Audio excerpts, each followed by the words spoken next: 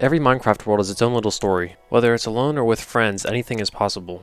There's the good times, not so good times, times of hard work, and times of not so hard work. And sometimes things just don't make sense, but eventually they all come to an end, and you start a new world. A new story with a new path. So I thought I'd start off this new story by telling you my story. So let's start at the beginning. At a young age, I was born.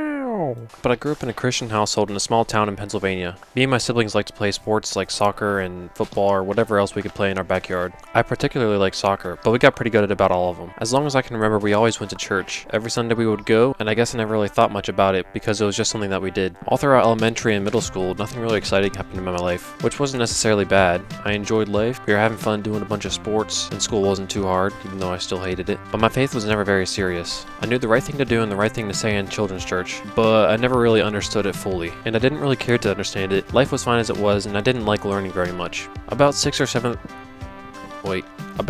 grade, I got Minecraft on our family computer, so I started spending some time there and getting some online friendships through the server Hypixel. I also became more isolated in this time, not just because of that, but none of my good friends from school lived around me, and even though there was some people that lived around me who were friends, I would say, it just wasn't the people I was closest to. And then skip forward to 8th grade is when I was introduced to music. I was at a sleepover with some friends when one friend pulled out his phone and started making this song from nothing. And in my brain, that was the coolest thing you could do. So I got that app, and I spent a ton of time using it. And so to sum up my life at 8th grade, I like to make music on my phone. I will play Minecraft, but not a ton because I had restrictions, which I think was a good thing. So if your parents restrict your screen time, it's probably because they care about you and want what's best for you. But also at this time I was a decent soccer player, was pretty active overall, but I didn't have much of a social life. But then came a pretty big change in my life. Over the summer my parents had decided to move, and I wasn't very happy about this because I wanted to stay where we were and I didn't want things to change. But of course this wasn't up to me, and so we moved to Georgia. Now luckily I had some things that I can keep with me, such as music and Minecraft, and soccer, because we had a backyard there too. And so over the rest of that summer, that's all I would do, especially since we didn't have any friends, and there wasn't really much way to get to know people.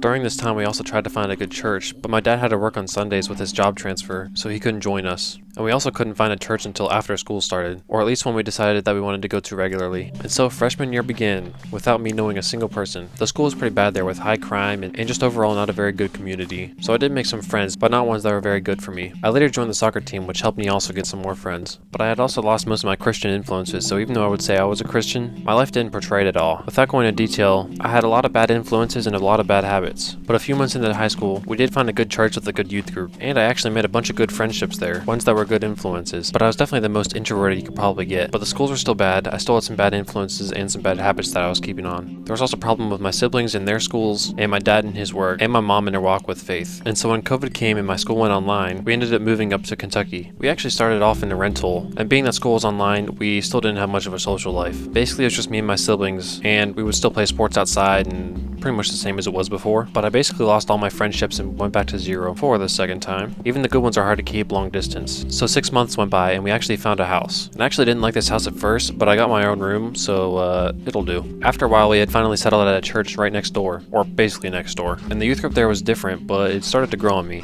After losing these bad habits and bad influences, I think there was a change somewhere, but I can't really tell where or what exactly it was that changed. But I had begun to take faith more seriously. The school wasn't the best for Christian influences, but it's probably about par for public school. But I guess I should say they didn't transfer any of my online credits, so basically this is only year 2 of my high school. I wasn't involved in sports and there wasn't really much going on outside of school, so I still kind of didn't have much of a social life, but it was better than everything being online, with all the bad influences and stuff. But overall it was a much better experience than it was in Georgia, and it probably put me in a much better mental state. So we started going to this church and I was going to it every single time, and I started going to the youth group every week as well. And I think the most important part of this was when we were going in small groups. We had time to chat and ask questions to our youth leaders, and it was just a much better learning experience. We'd also went to all these different camps, and a lot of them were much more intentional with teaching us, and not just talking to us.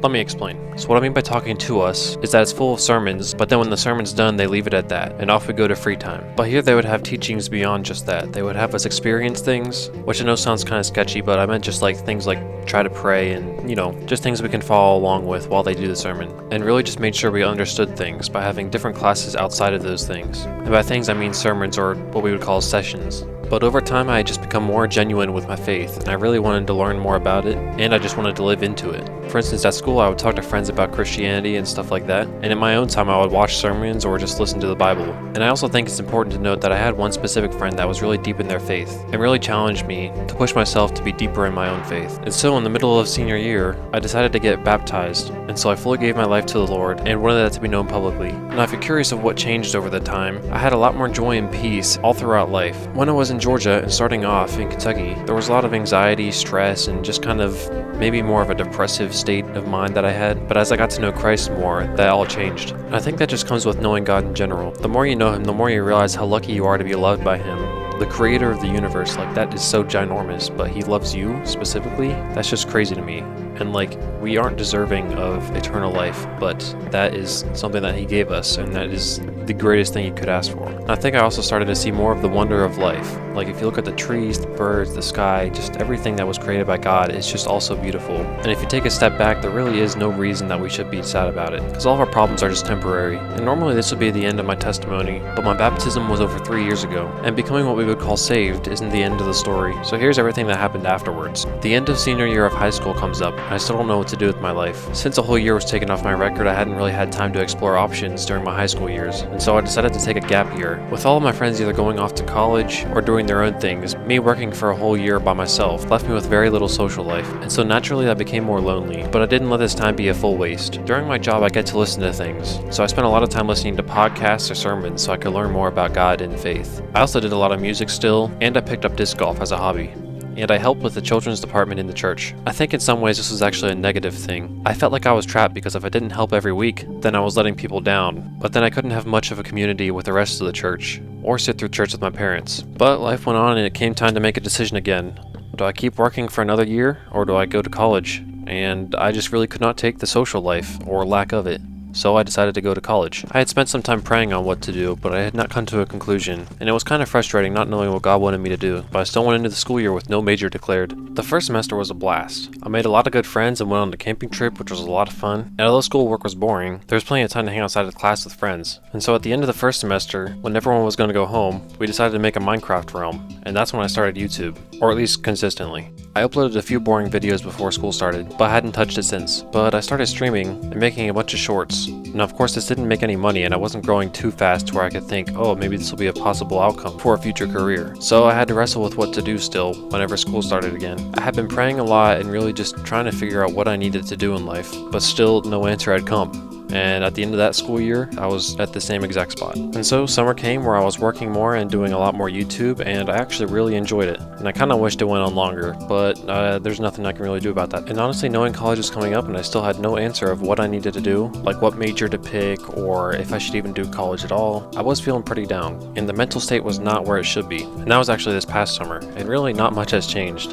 I'm still not really sure what I should do. There's a major I might pick, but that's just because I need to pick a major in general. But I really feel like I need to do something with YouTube. And I've been trying to get more faith-based, but I just really don't know what I'm supposed to do with it. I guess what I'd say the dream is to make it into the YouTube world, and sure, be a source of entertainment, but be a Christian source of entertainment, where the way I act, the things I say to people and teach them, all reflect Christ, which is not really something I'm seeing around the entertainment business. It seems like every content creator completely separates the two. Any YouTuber I see gaming, even if they have faith, never talks about it because they just want it to be about gaming. But is it really too much to ask for both? I guess I'm in the mindset of kids are going to be on here watching people game all day long, and they're not going to gain anything from it. So I think it would be a good thing if there was a Christian influence who was also gaming, so they could not only be entertained, but they could also grow from it. But back to reality, this is just a dream, and I am making 0 cents from YouTube. So if I'm going to college, then I have to do college and a job. I don't really have much time for this. And so this is where I'm at now. I'm at a crossroad between working, college, and YouTube. I'm not sure which way to go, but I think it's important for you guys to see all this, because not every story ends as soon as you're saved. There's always going to be some sort of struggle. That's just how life goes. But what separates life with Christ versus without Him is that there's always hope no matter what. These struggles are temporary, and God will be with you through them, but life with Christ is eternal. So if you are having these struggles, then turn to God, because there's always hope, and He will always love you. But this is all I have for today.